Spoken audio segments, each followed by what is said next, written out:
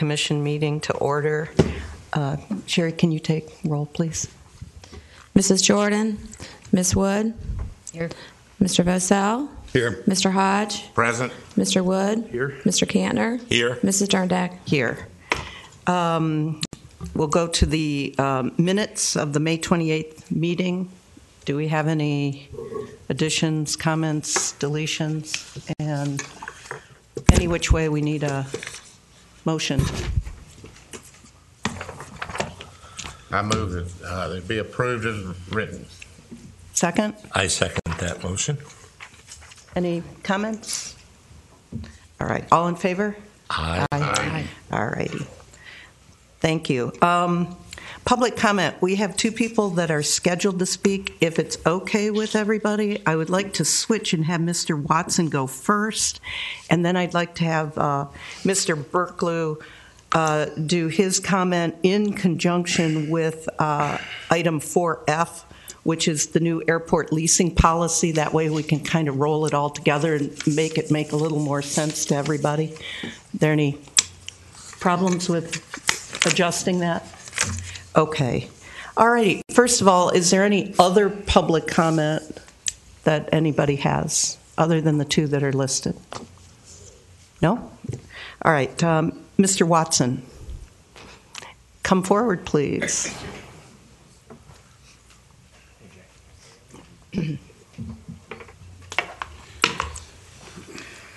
I'll let you go first. Good morning. Good morning. Good morning. We have three issues that I've handed out on a flyer to you guys that I had sent to Eric and Lisa this morning, and they're fairly straightforward. One is the renewal of Aero 1, which was built by Harrisberger in 87 or 88. That's coming up for renewal in 2019, and Eric and I and Lisa and originally Joe Malfit had started on this, and we have come to agreement, and it's in the final throes of an addendum, as I understand it, that'll be back to us, but we are conceptually in agreement with all that has been presented to date. So that's essentially a non-issue. The second issue that I have on here, or notice, was relating to the Citrus Trailer Park. About 4 or 5 years ago, Joe Malfit had told us, or told me, how much difficulty he was having and how time-consuming it was to him to collect the rents over there. And I had offered at that point to maybe take them over, since we have Aero storage and computers that could do it. Nothing ever came of it, and then Lisa had brought up again a couple of times how time-consuming it is to her. And again, we brought it up, and this time we took it one step farther.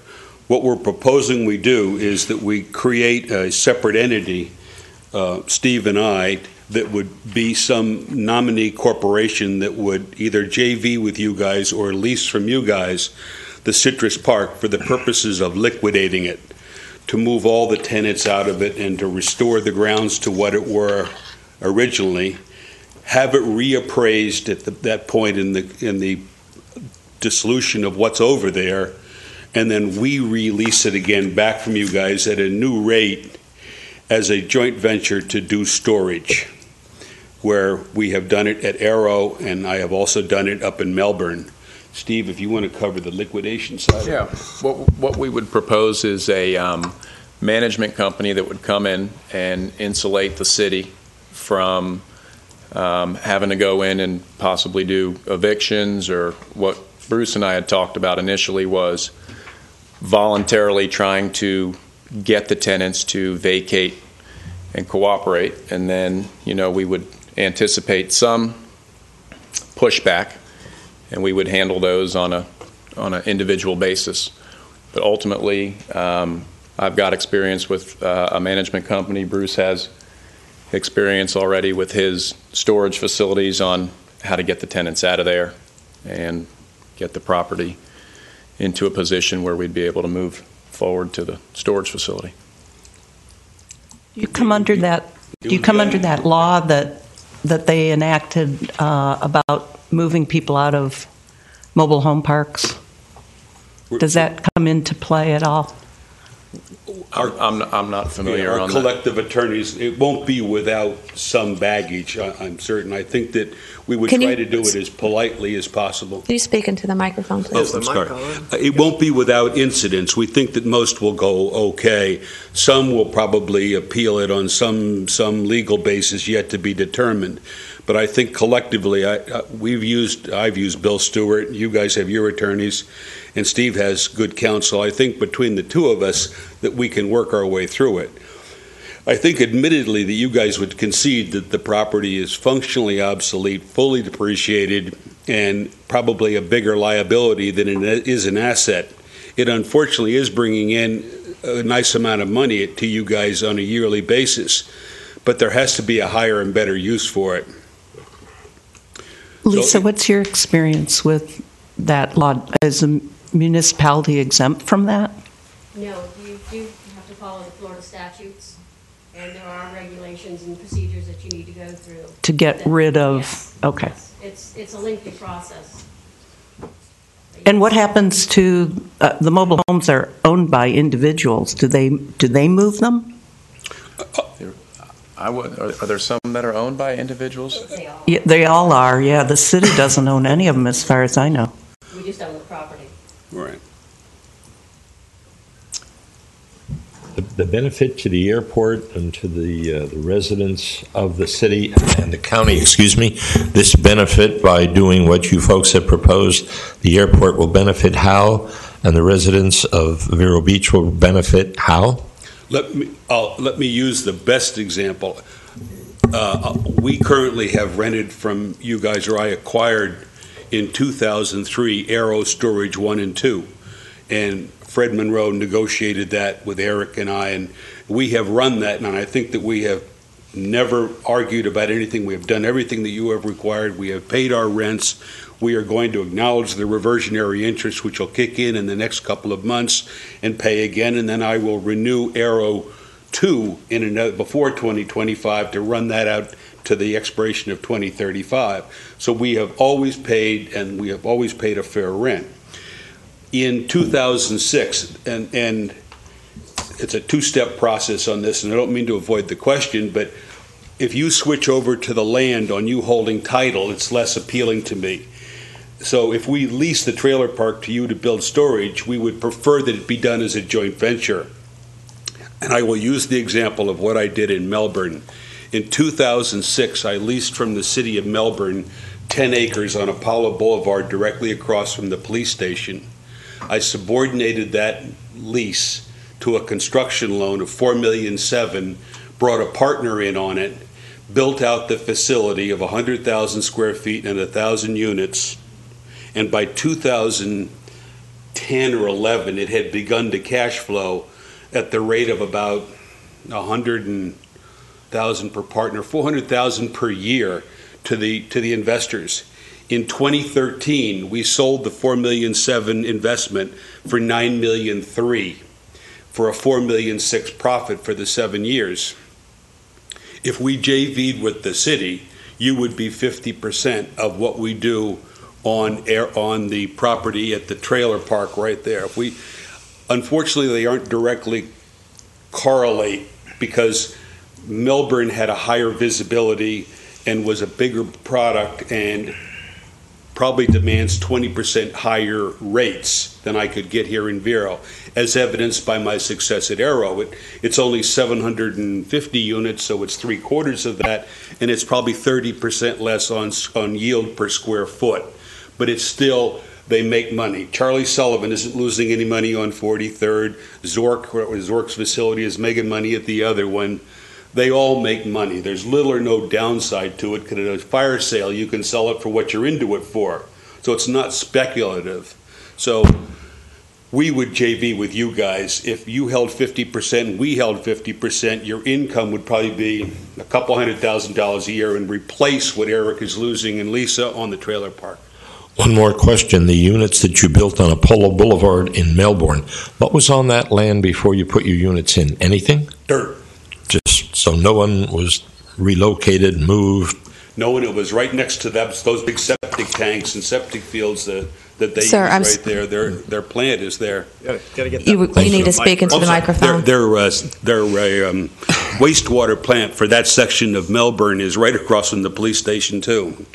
So Have we done any joint ventures with? that was not a private- joint venture. No, that's not to say we shouldn't take a look at something like that. As a matter of fact, we're pursuing a general aviation apron project that's a public-private partnership right now, and that seems to be moving ahead, and we're looking to do the same or similar type of thing, and I think that's what Bruce is talking about. So, you know, the staff is open to the concept in general. I think Bruce just would like to kind of move a little bit quicker than maybe staff is able to do, and primarily because of what you see on your screen. We've been working really hard on the airline issue and putting a lot of our effort into that. As Bruce properly mentioned, Aero 1, the first issue is pretty much water under the bridge. As far as the staff is concerned, we'd like to proceed with that, and we had hoped to get a proposal by this meeting, but I think by the next Airport Commission meeting we can get you something to look at there. On this issue, I'm not sure we can do it as quickly as Mr. Watson would like to do, but because we haven't fleshed it out yet, and there are multiple issues, some of which you all have raised that we haven't really had the time or had the attorneys a chance to look at. As Lisa mentioned, there's state statutes that have to be followed, but historically, this kind of, the joint venture part is new, but we have released a portion of the original mobile home park that was at the airport years ago and turned it over to the Dodgers at the time. That was a mobile home park, and we went through, half of it was on the west side of Airport Drive, where they have the new ball fields there now. That part of that was mobile home park, left over from the World War II days.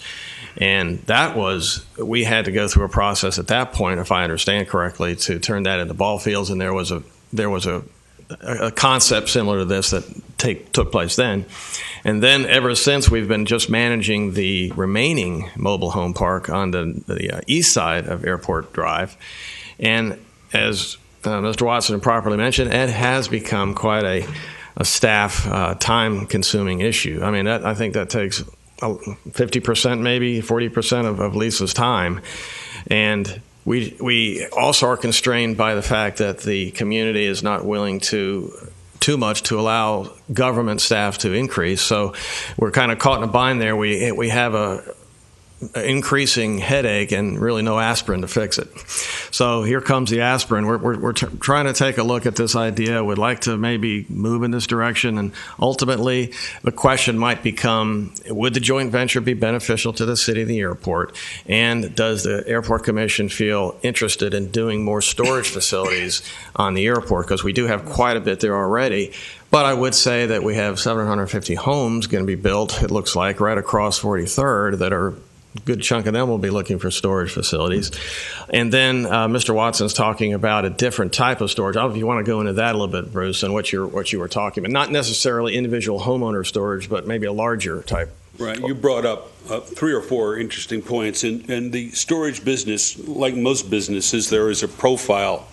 And the profile of it, as an independent like Steve and I would be, is to look at a community to determine the need for storage in areas either undersupplied, oversupplied, or in equilibrium. And the simplest way to do that would be for me to go to a community. I'm dealing with the land in Volusia at Daytona to rent from Steve Cook, who's been up there, a piece on Bevel, which is right on the southeast corner of the airport. It's 10 acres, 2 5-acre parcels that are next to each other. If you look at the Google roofs within a 3 to 5 mile radius of it, and if they're $300,000 to $500,000 homes, and if you call adjacent or adjoining storage and you find out that they don't have 10 by 10 air conditioned, that's your first clue that you need storage in that community. If you find that what they are getting, and if it's available, is priced at over $1 a square foot for a 10 by 10 air conditioned, you can assume that they're making too much money. If it's at 60 cents a square foot, then you can assume that the area is probably oversupplied and doesn't need any more storage. So the answer to the one question that Eric brought up was, is there a need? To date, we're running about 96% at Aero, and we're probably getting 90 some cents a square foot. we give an awful lot back to the Veterans Administration, any military organization, police, firemen, people getting divorces.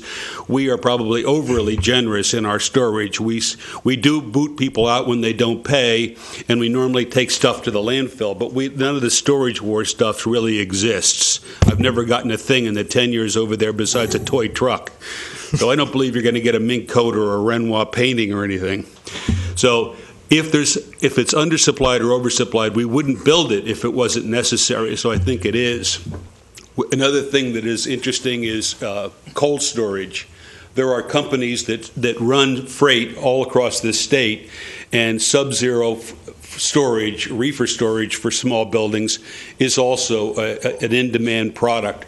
We might do 20,000 square feet of 80 or 100,000 of that. And we've had somebody that's expressed an interest in it as well. But again, all these things are based on reversionary interest, where you get it back in 30 or 40 years. So it's tough for us as investors. We have to make sure it's more incumbent on us to make sure it's profitable than it is actually to you. Although principally and morally, you have an obligation to the city of Vero. We got to pay back banks, and it's our signatures that's on the loans. So we're equally committed to the success of it. My only concern is storage in the core commercial village that we're trying to create. I'm not sure that becomes real compatible with where we're trying to go with the master plan and the aesthetically or principally? Both. Only because we're trying to create a commercial village. We do have a lot of light industrial property that's available. I'm all for helping get out from under the mobile home park, but is there some other way to consider more of a trade center than a storage center, and look at other properties on the airport that would probably be better suited in the light industrial category? Just a comment. Anybody have any ideas about that? I mean, if you look around town, and just drive around Old Dixie and North Vero and South Vero, there's a lot of industrial warehousing space left over. If you look at the gated communities out here off of 58th Avenue and 66th, those communities don't allow you to have an RV. They don't allow you to have a boat. You cannot store anything in your driveway. As a matter of fact, in more than 50% of them, you have to park in your garage. So there definitely is a need for, storage. I don't know that we've looked at warehousing or high industrial as far as commercial rental. We were thinking more along the lines of warehousing and storage, not just for household goods, but RVs, does anybody boats. Have any comments from the commission about that, since we've spent a good amount of time talking about a core commercial village in this area versus a more industrial storage type of I've got facility? a thought, Barbara. To go along with what Barbara's saying, would you consider in the future swapping your current store? Currently you're on the north side of aviation, your Correct. storage unit. Correct. Would you consider swapping that to go along with our plan of our commercial village to take that area where the mobile home park is and do what you're doing right now? Does that make sense to you, Barbara? I understand what you're saying, and that would be spectacular. I turn down offers to sell it all the time, but I have a different partner, a guy out of Connecticut who got me into this. I served on the board in the U.S. Virgin Islands for a couple of resorts that I still manage. Is the largest single owner of self-storage in the state of Connecticut, and he's the one that talked me into getting into this in 2003, coincidentally. To the larger issue which you brought up, I have mentioned to Eric and Lisa that I'd be more than willing, and I don't think there's time at this particular meeting, to discuss with you exactly what they're doing. I am taking Harrisburger's business model of 2003 or 4 and then applying it to Daytona and Melbourne. Got to meet Larry Wench and Steve Cook and airports in the western side of the state and in Jacksonville and St. Augustine and up and down to Palm Beach, from Palm Beach North, I've probably talked to 15 or 20 different businesses, and you all run them differently. But if there's a business model that you should be emulating as a private sector investor, I would say it's Melbourne. There is nothing that makes money like the city of Melbourne and the airport land that they've got up there, and how aggressively they go at it as business people to court Steve or I or any business person that comes in there. When I went to sell Apollo Storage last October, the guys own 37 other units in the western part of America. They went in and saw the airport commission, and in a day or two had a commitment to allow us to flip it to them with the extensions they wanted. They are not hamstrung, or they don't acknowledge, yet they have the same leases outside the wire and inside the wire that we all do. But they seem to beg for or ask for forgiveness rather than permission all the time. So I think we hamstring ourselves to a certain extent by trying to follow the government, which is quick to ladle up rules but slow to respond. So I'd be more than happy to talk to you guys about what I found at these other airports and how I think that you can benefit from what's going on at some of these other places. Mr. Watson, what is it that you want the Airport Commission today to do? To agree in concept to just let us advance the thought of liquidating Citrus Park, and if it's productive and if it yields an appraisal which is beneficial to then joint venture, possibly only a letter of intent, not a commitment, for us to proceed to the next step. What happens to the rents in the interim? We proposed a 2/3, 1/3 split. I've got managers at Aero that run software that are there less than 100 feet away. It would take it off of lease on a day-to-day maintenance. We would deposit the monies into an account of your designation. We don't want to make money, but we don't want to lose money. Right. We want to be able to step in here and vacate this property for all of our collective needs, and I don't think you could have two more qualified people that have been here a long time capable of doing it. It may not be the window in which you want to have it occur, but it's our window. So I'm 70, and I'm starting to enjoy life a lot more. I don't want to be doing this. I didn't think I'd be doing it this long, but I still am. So if it wasn't a joint venture, you'd be hired at a 1/3 of the rent's fee? Oh, yeah, and yes. What we're... yes or no? Yes. I just think you're making $12,000 to $14,000 a year. I've got to pay people, and he's got people. Steve and I both have people that will go in and handle the plumbing problems, handle these things. So we just don't want to lose them. Well, Eric, is that something that has to be bid out? Can we just selectively say that he's the guy? That's a good question. I think what Mr. Watson would be looking for would be, in essence, a right of first refusal, as long as he took the lead and did the transition for us on the Citrus Park and took the management. At the end of that, I don't think you'd want to just go out to bid on that issue. I mean, well, does that go straight to council, or is there an intervening body? Is what now? This proposal, does it go straight to the city council? From here? Oh, no. This really was a little bit premature in my mind. Well, you can't do a joint venture without council approval. Absolutely. I mean, there's a lot of things that would have to take place before we could, move ahead with this. I think what we're just looking for here is if this is the general direction that would be okay with the Airport Commission, then staff will work with Mr. Watson. We'll come up with a fleshed out business plan. I think that would be good. It shows the numbers and shows exactly, what's going to happen over a time frame, because we don't really know that. It's just been good talk, and we need to get it down in writing so that we can give you all something to really review and something for me to review. Have you had an appraisal of the property as is? No. Currently? No. To know what? I mean, not currently. I don't know if we've ever really, excuse me, in a long time. Any appraisal or anything for the value of the property, but the reason that we're thinking about this now also too is the sewer lines, the electrical lines, and everything for all those mobile homes are going to need to be replaced in the near future. Right. So rather than spending hundreds of thousands of dollars replacing them and then finding out that there was a better use for the property, we're trying to see. Lisa, your microphone is not on. And the reason we had... okay. Whoa! It's on. And the reason we had chosen sublease was because I didn't think it had to go to committee if we were taking something that was existing and leasing it from you. Well, I'd like to know what the existing tenants like Walking Tree and Okalana and Dragonfly and the center where Jay is, I'd like to know what they think about this. Right. Well, and that's none of that has been even talked about yet, or we haven't done the research. And that's, I think, the real problem is that Bruce wants to move quickly, and we just can't move that quickly, so not as quickly as you'd like anyway. I think it also comes down to, too, that the conversations have been happening, and this is the first time it's been formally presented, so we were just wanting to see if there was an interest to further move the ball with a business plan and obviously with some more details to present.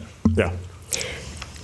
Just from a management standpoint, sorry, I talk loud anyways, I spend a lot of time trying to keep the tenants in compliance, and I would say probably 95% of them are not. And it's time consuming. A lot of the mobile homes are in poor condition. There's a lot that needs to be done to that park if it's going to remain. And it's going to be a hefty amount of money to be able to bring it up to the condition that it really needs to be in. I don't know if you've driven by there lately, but there are some some of those mobile homes really do need to be removed at this point in time. And tell them about the code compliance issue you have between the state and the local, and how this seems like neither. Oh, yes, because a mobile home is not covered by the building department, the restrictions, the requirements, the building codes, and so on and so forth. According to the building department, it's considered a vehicle. According to the vehicle, or the Department of Motor Vehicles, it's not considered. So we have no regulatory authority that will help us get them into any better condition. The last time it was probably a year or so ago, I had a subtenant of one of the mobile homeowners call me and tell me that her son practically fell through the floor of the mobile home, yet he was trying to kick her out and release it to somebody else. The only thing I could do is, after hours and hours on the phone trying to figure out what I could do to protect the city and the tenants, the subtenants, was talk to the county, and they could basically cite the home as not livable, but they could not. Health department issue. Yeah. There was nothing I could do. So now what we do, to protect the city and the tenant, is when the mobile homes are sold or leased, unless it's under the condition of it being brought up to par to where it's in better living condition, is sometimes I have to do a walkthrough because I could not sign or approve or recommend approval of a sublease or a lease if I know that you can see the sky through the ceiling, or the windows are broken or missing, or the floor is in poor condition and not safe for anybody to walk on, sleep on, whatever the case may be. So you can see it's become an issue for us, and why we're amenable to at least talking to Mr. Watson and trying to come up with a solution. Yeah, I'm all for the concept, but I'm not necessarily on board right now with committing to storage units there. I think we haven't had the final public process with the master plan and where the community wants to take the core. We've got potential of airline service coming in that might lend itself more to other types of facilities there. Or you mentioned Charlie Sullivan's. That's retail, more retail than storage. That's my only problem, is committing right now to say, oh yeah, let's just do storage there. I think it's in the core of things. And as Buck said, we've got Walking Tree and other businesses that may say, oh, we were thinking this was going to turn into a little more commercial development than. Well, if you just let us bring something back to you, either with the next airport, with a little bit, flesh it out, and that'll also give us time to finish the master plan process, and we'll have more guidelines to go by. And I hope you can hang in there for a little bit longer. We'll try to make it work. May I ask one question, please? What is the current occupancy rate at the There are 71 mobile homes in there. There are 75 lots, but there are 75 that are livable. Livable. None. That depends on what you think. I would say I'm talking about like the instance that you said that somebody almost fell through the floor, where it was contrived or not. It still maybe happened. From what I hear, there are probably 4 or 5 homes in there that really and from what you can see from the outside, that really desperately need to be removed. There are probably 5 tenants, maybe 6, that are in compliance, but the rest of the mobile homes are totally out of compliance. They've added structures. They're just trying to think. Well, we also had the issue of the lot lines too. I remember, Yes, because the lot lines. It's never been platted, and so you've got actual homeowners that have things on someone else's property, and that becomes a liability issue. How long are your leases? They're months. Well, they're mostly not month to month, are they? Or they start off with a year. They are actually. What happens is they renew every year on January 1st. So if somebody comes in 6 months into the year, they have a 6-month lease, and then it automatically renews on an annual basis unless we decide not to. Why wouldn't you just not renew and get the city trucks to haul the trailers to the dump? Well, over time, what that does is simply reduce revenue gradually, and we've thought about that, but that could take quite a while. This plan could possibly speed that process up so that we don't have too many years of reducing revenue. We're trying to have our cake and eat it too here. Sounds like you need a good fire. Is it on our layout plan? It's not committed to mobile home, is it? Where zoning needs to be changed and all of that? I think some things would have to be changed. In our master plan right now, where we have in our capital program, we're talking about what Lisa has mentioned is the renovation of the water and sewer system in there, and that's I think $300,000 or something.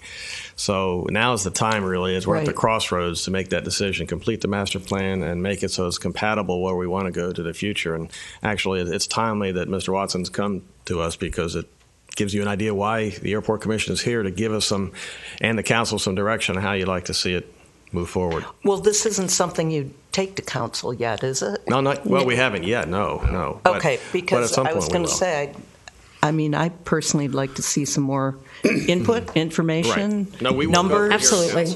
This was more just I'm all for unwinding the whole thing and taking it to a different use. So I think that was probably our expectation. Yeah, if you're willing to get to that point so that we've completed, we're almost done with the master plan, the public input. We can, maybe pull the various businesses around there. I agree. The trailer park's been an eyesore and a problem forever. That's not part of the issue at all, I don't think so, in terms of unwinding that. But yes, so I don't even know that we need any kind of motion, do we? No, I don't think just a hurricane. Yeah, just a hurricane.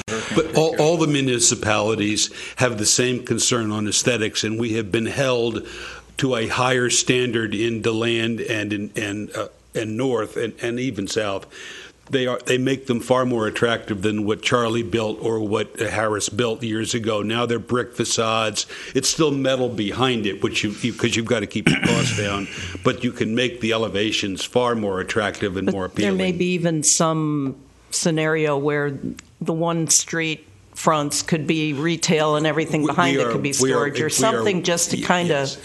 And that's been done before, where you have retail storage, small stores in the front with stuff in the back of them. That's where the market is going, and aesthetically more pleasing. Although what Charlie did on 43rd was good, they can be even more attractive than brick.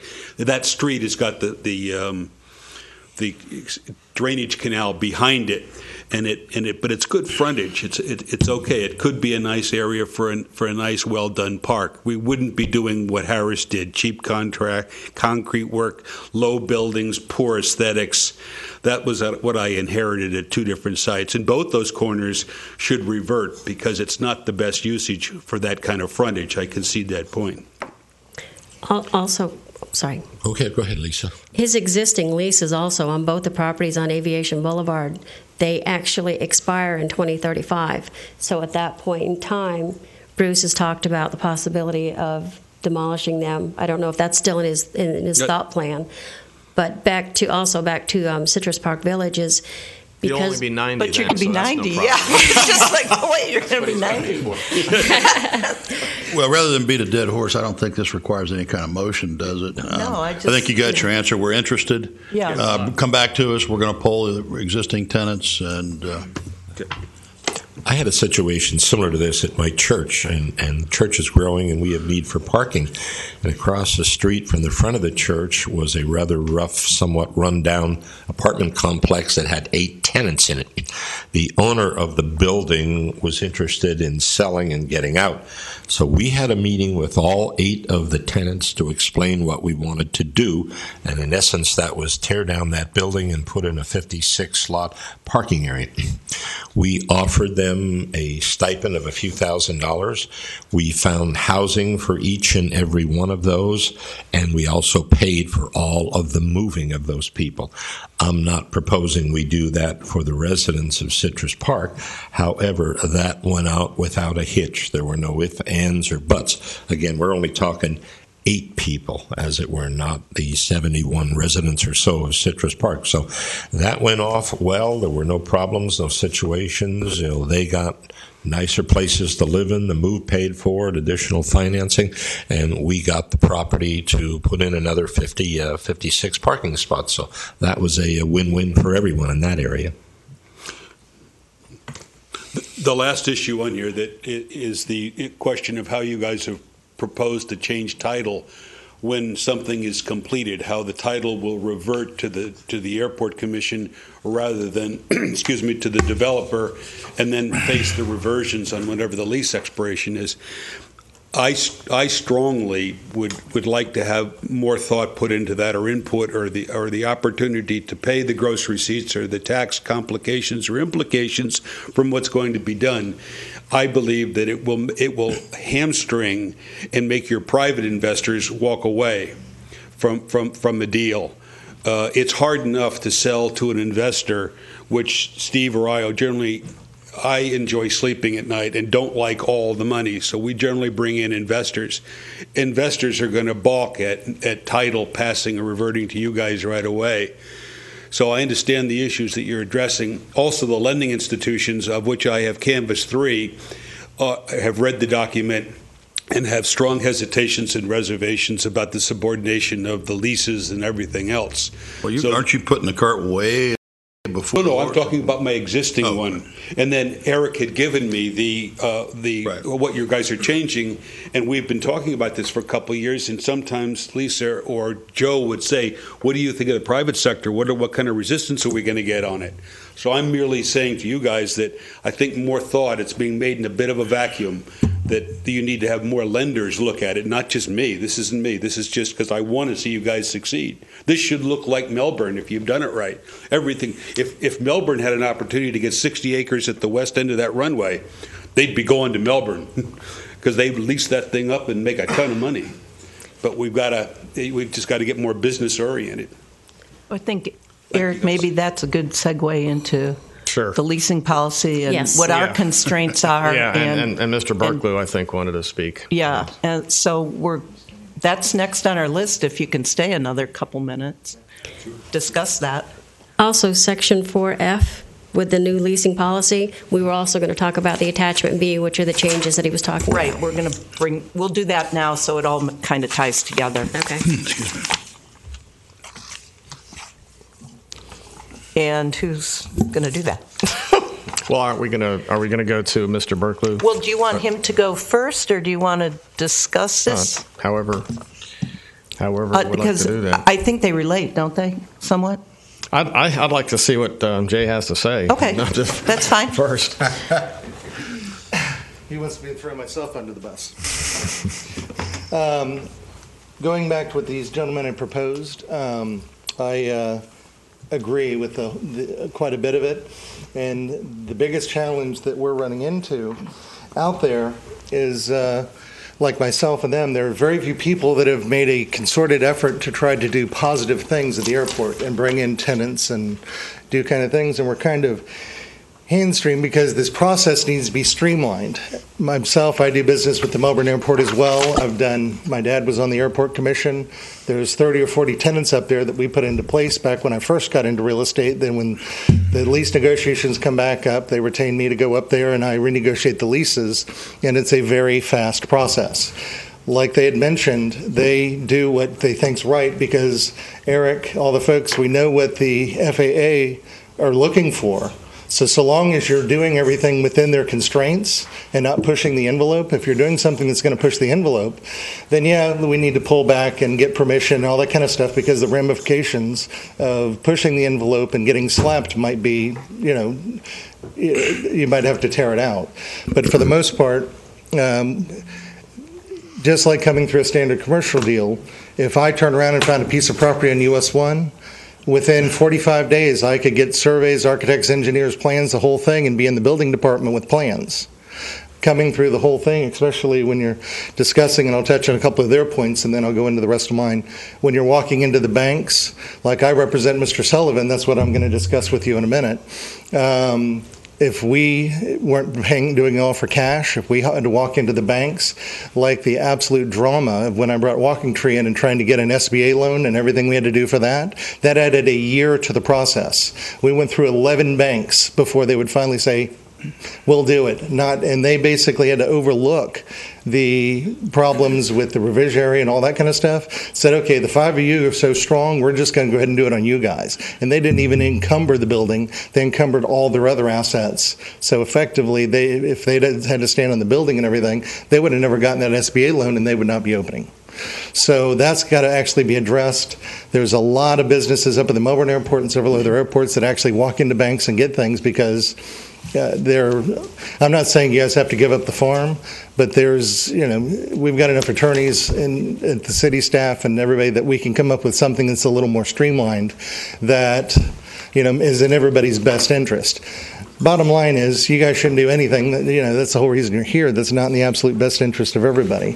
One of the things that I was actually going to touch on even before they came up is I know that once upon a time we did have a real estate manager that wasn't real effective out at the airport. I suggest that you come up and either consider trying to get room to get another real estate manager in there, or at a somebody that really knows the real estate business, or has their fingers in it, or consider bringing in some sort of a leasing manager. There's a ton of property management companies in town that would bid like crazy to take over handling all the lease problems, and then Eric and her don't have to worry about it. They'd be under your same review. They'd take a percentage, which is very low, generally between 8 and 10% of the gross profit, and they would take care of all those problems. They'd keep everything up to date and all that kind of fun stuff, which has been a problem. And it's nothing against them, but Eric's been in the Air Force. He knows everything about running an airport. He just not coming up on the real estate end of it. There's a little, it's a little bit of a pain. And, to bring in, if you want to bring in and almost like source it out, and it'd come up under bid you could do 3 5-year contracts. I mean, however you want to do it. And, to alleviate that, then they can worry about running the airport rather than, oh, my dog got loose or there's a broken sewer line, which would probably be to everybody's benefit.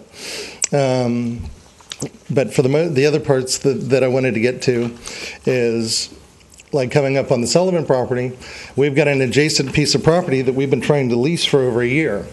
And, what we wanted to do is our existing leases, I believe we're in the 11th or 12th year on the Glendale properties where we have the small mini storage and all the retail spaces.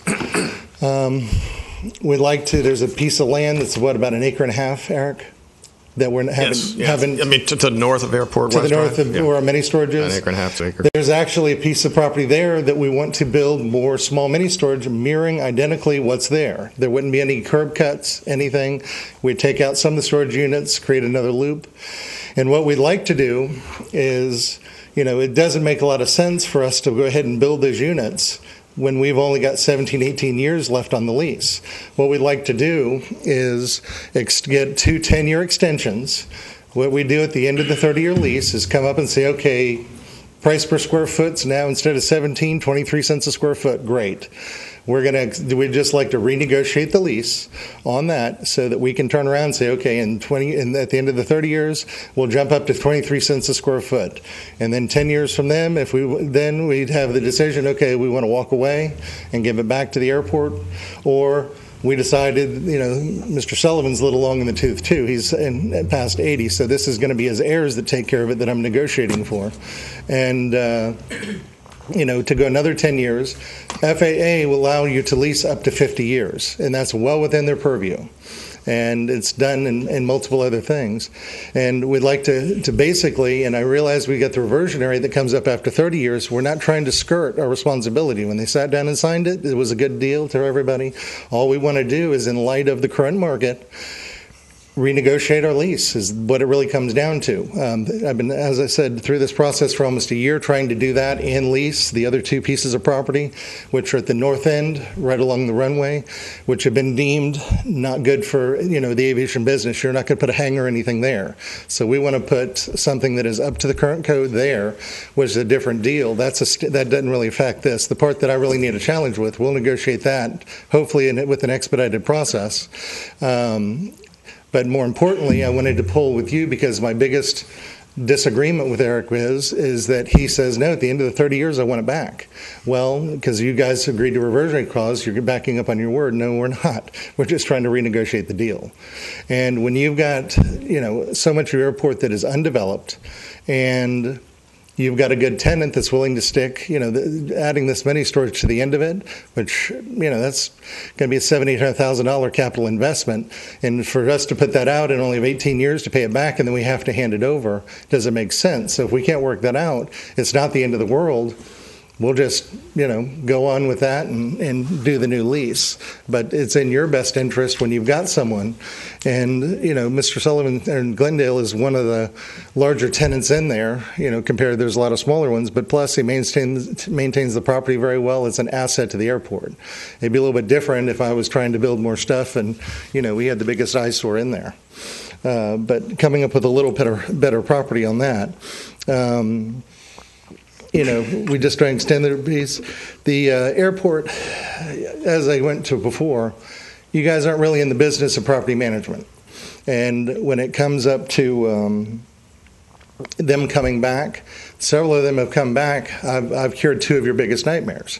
I brought Dragonfly in, and they are redoing those buildings. I wish they'd maintain the property a little bit better, but at least they took that financial responsibility off of you, and now that's a positive income. And, their liability is gone. And then the same thing with the old, where Walking Tree's going in. I mean, that was what they're having to do to that. It'd been cheaper for them to come in with some dynamite, start from scratch. But they want to keep the character of the building, so they're going a couple $100,000 over what it would be to keep that character and go forward, and that's a positive thing, and they're happy. And the other 4FX building, which is adjacent to the wheelchair place, that's currently being deemed as unrentable because it hasn't been maintained. We spent a fortune, 2 years ago doing the parking lots, and now we got a building that may or may not have to be demolished because you can't rent it in its current state, and or the cost for a private individual won't go to the expense like Walking Tree and Dragonfly Boat Works of bringing the building up to snuff. And even if they did, it's these are the kind of challenges that you run into. So if you're going to really harp on the revisionary thing, we almost need to really watch out, because outside of the fence, most of these buildings that you guys have taken back, they're not in the best shape possible, and they're not really being properly maintained, or they're, sometimes I think they're a little forgotten about because we're more worried about spending money on other things that'll bring in profit. So that's the part. But in short, I'd like you guys to consider and give your, if you agree with me that this is just a contract negotiation and we should discuss this, and, to let Eric know, he's under the distinct impression that it's the board wanting to, we want to make sure we get all these properties back so that we've got these real estate holdings, to the point of we paid a couple $1,000s for an appraisal, which I thought was silly at the time, because he wanted to come up with he was going on the premise of us leasing the buildings back at market rate. If I had to lease these buildings back at market rate, there's no way I could make a profit. I mean, if the margin would be so slim, it wouldn't be worth the trouble. If I had a vacancy, I'd be breaking even. If I had two, I'd be losing money. So from a business standpoint, that's not realistic. And then you also come into the thing that when all these things come up on reverting back, you think you've got a management nightmare right now with the trailer park and some of the other buildings. Wait till you get, a couple 100,000 square foot back. What I know it's 30 years, basically. And then they've got extensions, and currently things revert at 30 years, correct? Correct. And then there's an appraisal. And what did we do with Oculina Bank? Well, Oculina Bank was a present value of money situation where they paid their entire 30-year lease up front at the cost of today's dollars, so that rather than pay on a pay it over time for 30 years. It's still the same thing, but it's just they paid up front for the full time. And that was that was a rare situation where we had a building that we knew at staff level would be very expensive for us to try to bring up to code and totally renovate in order to try to release. Whereas in this situation, where we had a tenant willing to come in and build the facility at their expense, and take a long-term liability off of the city, was a good situation for us. There's no doubt about it. That's a case-by-case basis sometimes, and that's why we always go through this process. We don't just, obviously, I can't approve leases. So whenever things like this come forward, we bring you what we think is a win-win for everybody, and let the airport commission and the city council ultimately decide whether it was the right decision. In this case, the council did decide that it was the right decision for that particular lease, and it's worked out for the good, I think, because not only did we get a brand new, facility built that is more than just a steel building, but a long-term concrete block facility that will be there for quite a few years, way more than 30 years. We also relieved the city of a lot of liability and issues that we had, trying to figure out, kind of like with the Citrus Park Village, what are we going to do moving forward? We have a similar situation, but I think, to answer your question, that was why that lease worked out for the best, I think, for the city. Was that just 30 years? I thought that went out to 50. I think that was a. It's a 30-year with some options. Right. Okay. Yeah. And does the building revert then? Yes. Yes, it does. Years. In which case we would do an appraisal, and then we would add on rent for the building at that point, whether it be that bank or another bank, that would want to use it. That would be. And one thing about that's almost a negative is that it is functionally useful mainly for a bank. Right. So that corner will more than likely have to be something like that, or it would be a renovation. But 30 years from now, that's where we would make that decision.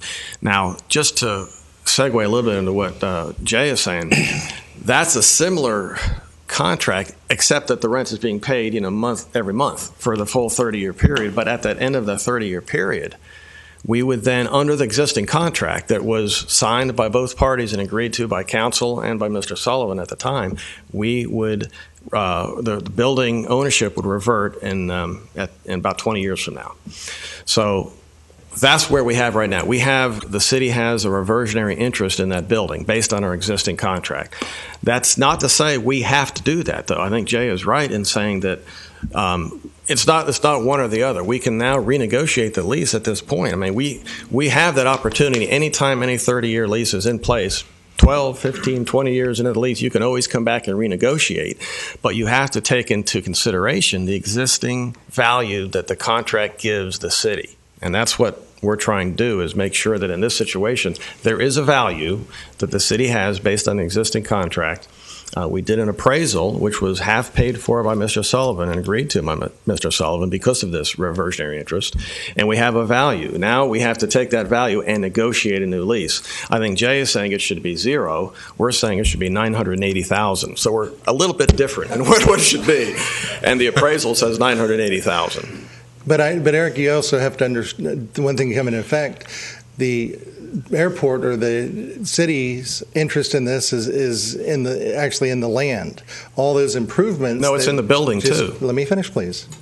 All of those things that are added to that are things that were actually put in by the tenant that created that $900,000 value.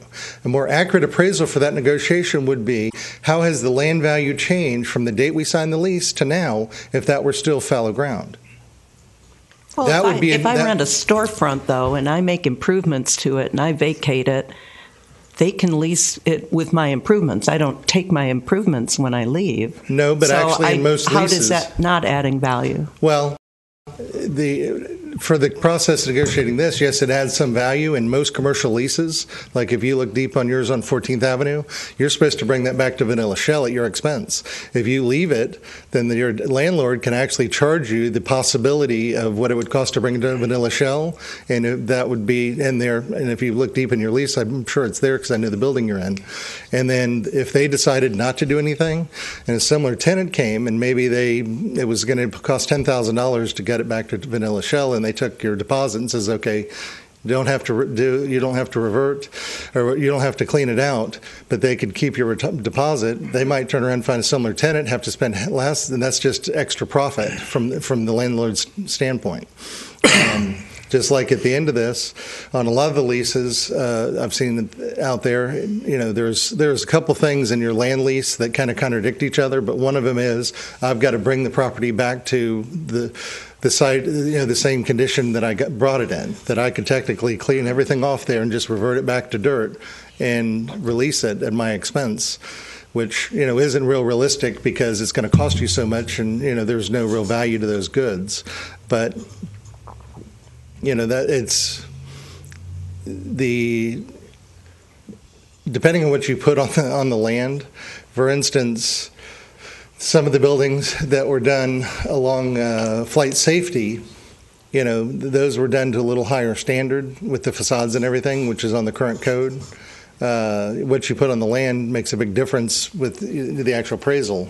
And what we're coming up with is just, you're dealing with the land portion of it, and we're going to have to maintain it. We'd be even willing to, on the renegotiating of the lease, come up with a little bit of a caveat. I don't think we can concrete the front of the buildings, but we were going to upgrade the facades a little bit so that the new buildings that we want to build, that they'll look similar. It won't be we're not talking about brick in the whole front of it, but maybe doing some architectural features on the bottom or something like that to, kind of bring it up a little bit.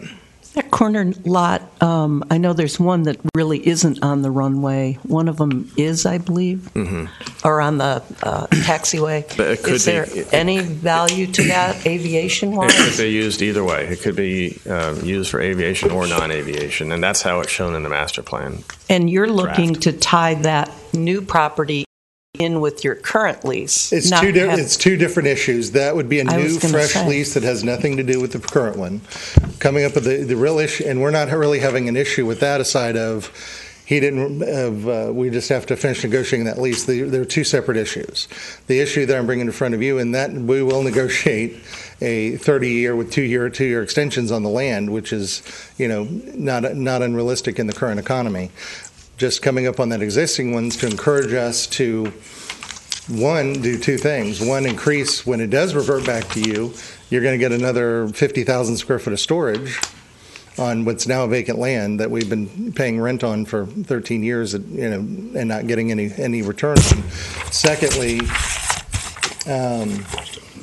it also increases the taxes, everything else. What about taking something like the value of the buildings, which is at today's dollar, and just amortizing it over an extended lease rather than taking a hit all at once? Is that something that could be done?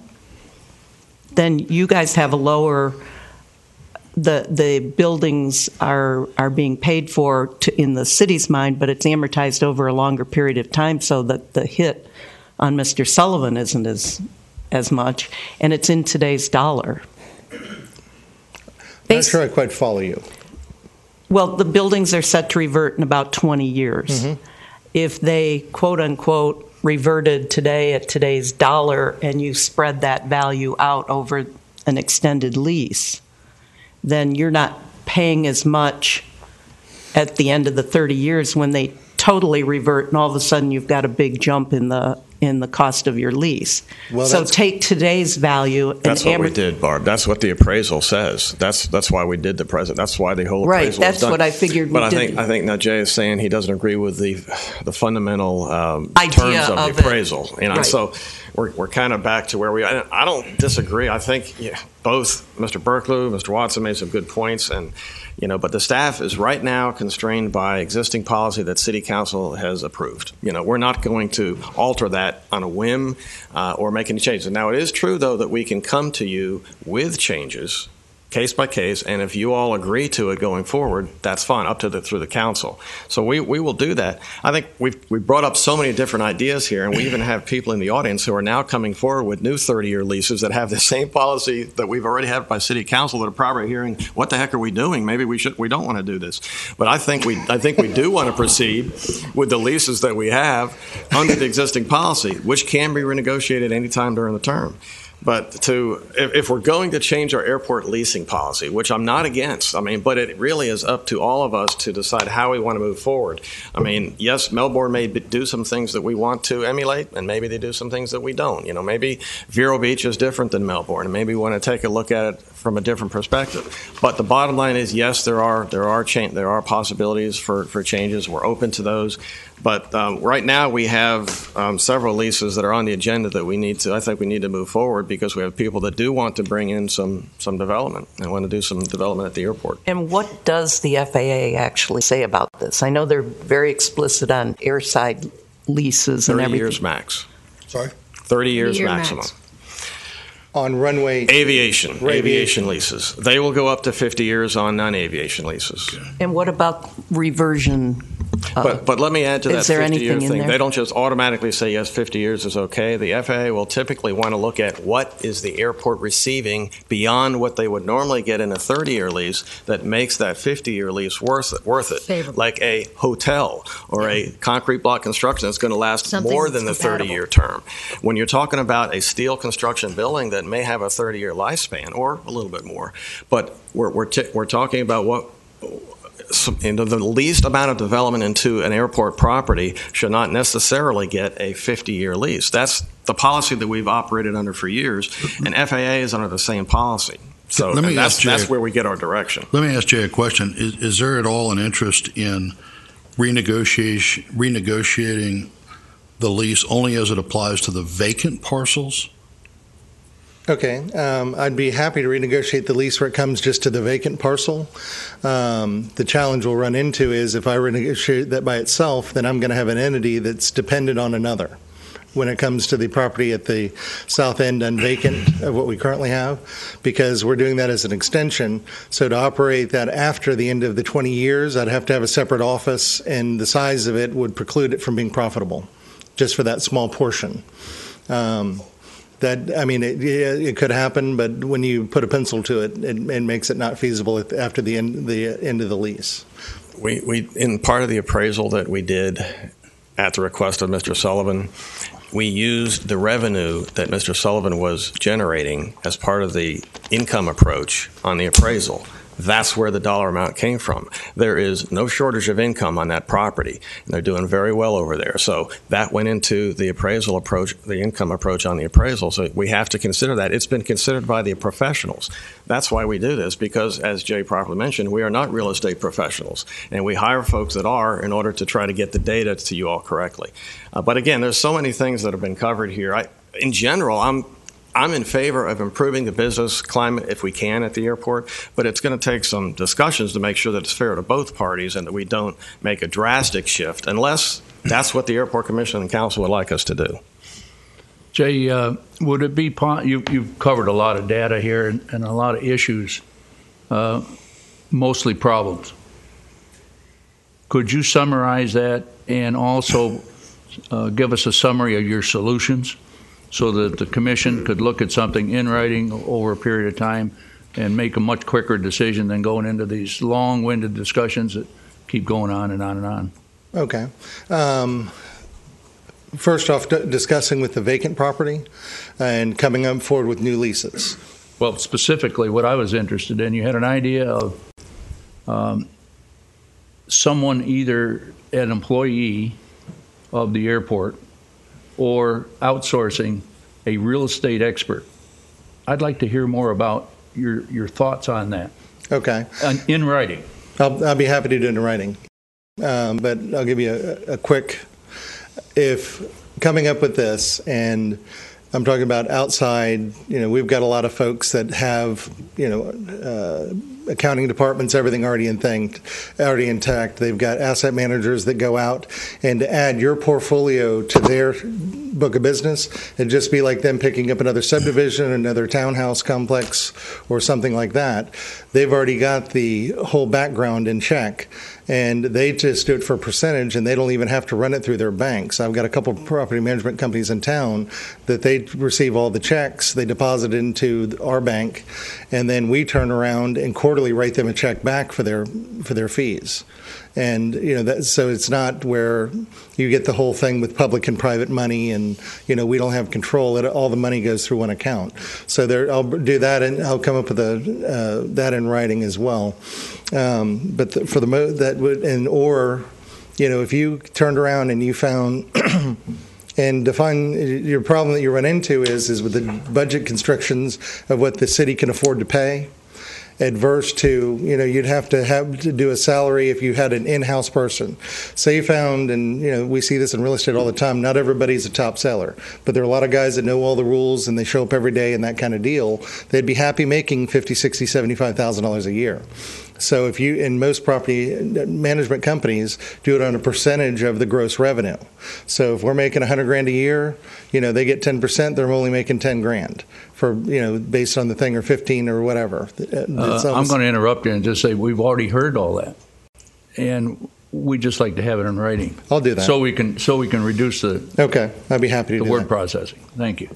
Can I just make one comment in regards to his existing lease, Mr. Sullivan's existing lease? The reason that it had been drawn out over a period of time is because he was in non-compliance, and we just rectified one of the non-compliance issues in April. So that was the reason we couldn't go through with the addendum to be able to accomplish what he's wanting. And also with the staffing reductions and so on, we're trying to do a lot of projects at once, but it is next on the agenda. I've been speaking with Star at Glendale Trade Center, so we are working on an addendum to get that going. Also, in regards to the two parcels, 22 and 23 on Airport West Drive, there are other individuals that are interested in leasing that property also, not for storage units. And the appraisal for that, which was close to a year ago, was twice. The land rate was twice what Mr. Sullivan is currently paying for his existing leased property. Well, in any future like that's a brand new deal. It's what the market rate per square foot is. I mean, that's what we'd negotiate. The only deal on that one is I don't have the exact numbers in front of me. There's a certain percentage of the land that's usable and some of it that's not usable. So there'd have to be a reduced rate for the non-usable because that'd have to be green space or something else. But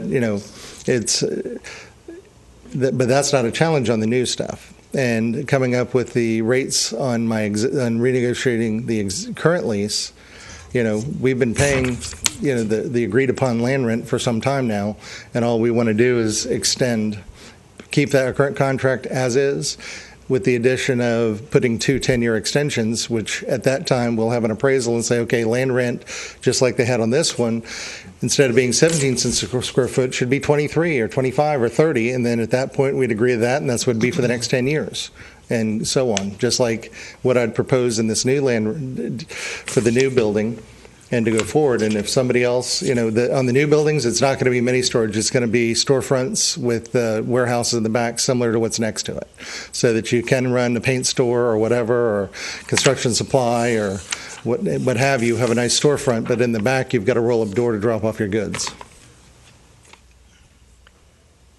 I think we want to thank you very much for speaking, and we appreciate your interest in additional leasing. We appreciate your interest in having additional leasing, but I think we really need to get a summary and move. Yeah. Yeah, Eric, do you need something from us right now, or this was just in? I think that was all good input, and I think the one thing that I'd like you to get a direction on for you guys to kind of decide on consensus is coming up with a more streamlined process of getting into, so that it doesn't take nearly this long. To actually get new things, because the biggest problem I had is if I can get this lease properly negotiated, I can probably talk Mr. Sullivan and his family into leasing other parts out there, so long as it makes good sense. Like, behind where my current office is, and a couple other spots. But I've got other investors that have seen the trials and tribulations how long it's going to take, and most of them don't have that kind of attention span. They want to work the deal out, go on to the next one. They don't, they're not willing to play chess for a year to work out a deal, because these aren't high profit deals. It's not like we're turning around and going to spend $50 and we're making $100. We're not doubling our money just by doing the deal. What takes the time, do you find, currently? I mean, it still has to go through city council and legal and everything else. I don't know that there's... Yeah, well, it just depends on the lease. If we can come to an agreement very quickly on the terms, verbally, then we can quickly turn it into a lease. But we're constrained by our airport leasing policy and the policy that we've received from the elected bodies. So, and there are also the federal and state requirements that we have to go through on whatever lease we're doing. And that sometimes takes a review process, although it's been pretty quick with the FAA. I won't say that's a major delay. So, I mean, that and as Lisa mentioned, it's a staff constraint, and we have prioritizations, and the master plan and the airline have been really right on top for the last 6 months. I mean, I've never had a problem convening an airport commission meeting if there's a lease that's ready to be reviewed. So everyone just keep that in mind too. It's not an issue for us. We're happy to review anything as soon as it's available, which you guys have always pretty much, given us access to that. And the second, there'd be a consensus on whether you guys are comfortable, extending the lease as I proposed in the 2 10-year extensions, or whether you want to stick into saying, no, we wanted to revert at the end of 30 and have a great day. Well, that would require a revision to the current policy to do any one of those, and we can't do that today. Yeah, I think I would love to see the proposals, and I'd like to see something from Mr. Berkeley and Mr. Watson too, because both of them are businessmen, and I'd love to see that suggestions, and at least we could have something then to take a look at, to put together and compare to what we've traditionally did with the city council policies. Try to meld something better that you all could take a look at. But, we're kind of developing an airport leasing policy in a public meeting right now, and it's a little bit difficult to do. I think it's not that I disagree with you, Mr. Hodge. If you get the ability to go forward without changing any of your policies to do a brand new 50-year, 30-year lease with 2 10-year extensions. So agreeing to modify this lease would not require you changing the policy. Well, that's not true. Yeah, I can't see doing a new 30-year lease when you're already 12 years in, and then 2 10s on top of that. Now you've got a 63-year lease. No, it'd be a total of 50. So you're not looking to write a new 30-year plus 2 10s. No, I'm looking to add two. But you don't want any reversion. No reversion. Yeah, not till the end. Until 50 years. Till 50 years. Right. Yeah, that's against our policy right now. Yeah, that's city council. Would have to modify that, or airport, bring a whole new, case by case. We can always do that. But again, we're taking a look at what the city's current policy requires as part of our negotiating technique. I mean, this is what we have. We can't just throw it out. We could. I can't imagine anyone would approve it all the way going forward. How would I be able to show that to the Airport Commission and Council that, well, now we're going to take $980,000 less, but it's better for business? This airport is very expensive to maintain, and we're not exactly rolling with a whole lot of surplus every year. Yeah, that's my biggest concern, is because we are self-sufficient per se, but as grants wind down a bit, if that starts to happen, pretty soon it starts becoming a taxpayer issue. Currently, we fund ourselves short of the grant money that we receive, which is generally, FAA grant money is generally user fees when you travel and stuff. It's not coming from the city of Vero Beach, and I've always been I mean, that's why I wanted the master plan to have a business plan portion of it, because we need to remain self-sufficient. Most airports aren't. We're one of 25% of airports that can take care of ourselves without sponsor money, which is the city of Vero Beach in this case. Okay. So I think that's really important for us to review all of that. I think there can be strategies that we can come up with to encourage business, because certainly that's what we want to do. And you're right, we've got an airfield, but we also have about 1,700 acres of property. We're 1/4 the city of Vero Beach, and we're some of the last leasable property within the city limits. But we want to make sure we get it right, that we maximize it for the city and the airport, but also encourage businesses to want to come here. So I think that bringing this up is good, and maybe we can start developing some strategies that would go both ways and help everybody. But like Skip said, let's get some things in writing so we have some concrete things that we can all research and review, and then we'll go on from there. I agree with you on that, and we sat on the airport, that panel together. Right. And a big part of that I kept stressing through that is coming up with, a real good policy on that, because there is, just in what's currently developed, I don't know, Eric, how much vacant land just in the east side or south side of the airfield? Probably 30 acres at least. Probably around there. Around there. Right, yeah. And then if you went to the north side, if you came up with a proper development plan close to the railroad tracks, all you'd have to do is put a horseshoe road in, and you've got another 100 acres that, by the time you count that is very inexpensive for the airport to put in the road, but would be, another ATM to get like heavier industrial type stuff over there, and trucking and shipping, that kind of thing. So I do agree with that. I'm just, in this case, I'm 50% trying to, satisfy a client, and 50% trying to do what's in everybody's best interest. But I'll put that together in writing for you. Yeah, please do. Thank you. Eric, do you want to move on then? You want to go 4F? Yeah. The new airport leasing policy? Okay. Subject to change. Yeah.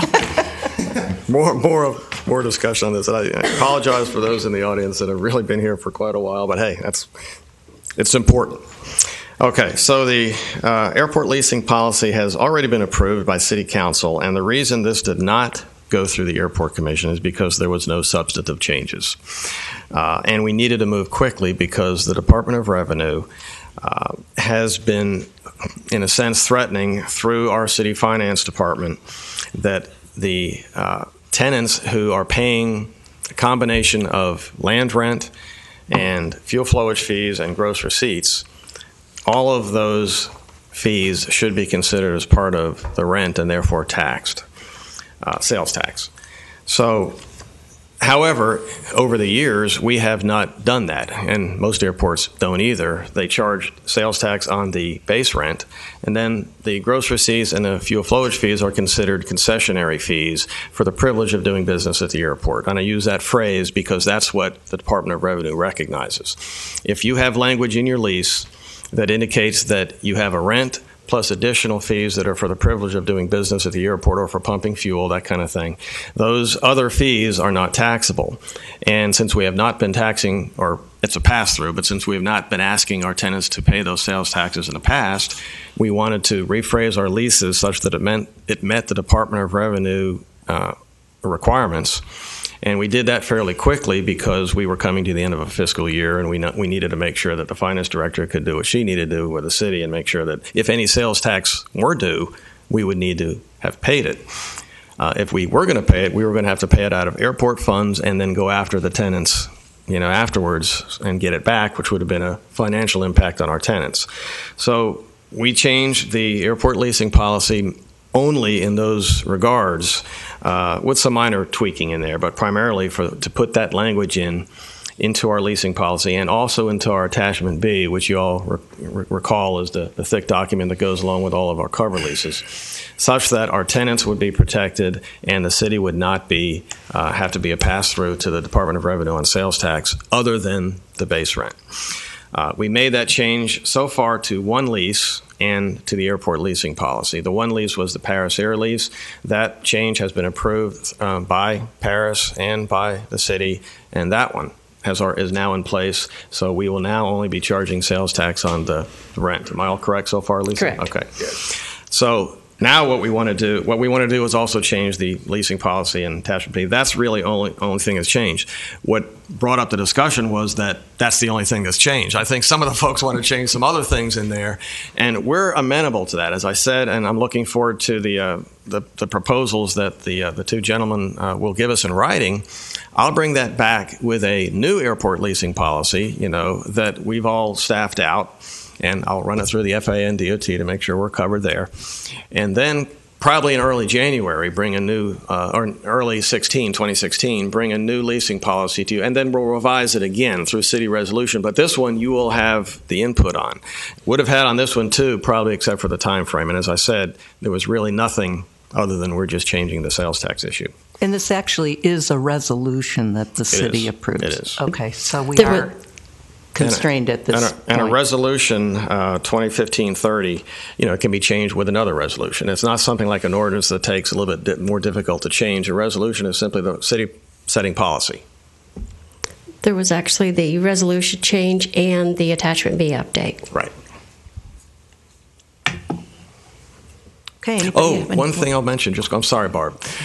The reversionary, the airport ownership of the improvements is one of the things that was brought up by Mr. Watson and could be an issue with banks and with businesses, because what happens is the new language, in order to meet Department of Revenue language that was crafted by an attorney in Tallahassee and accepted by our city attorney, that language says that improvements placed on airport property become the ownership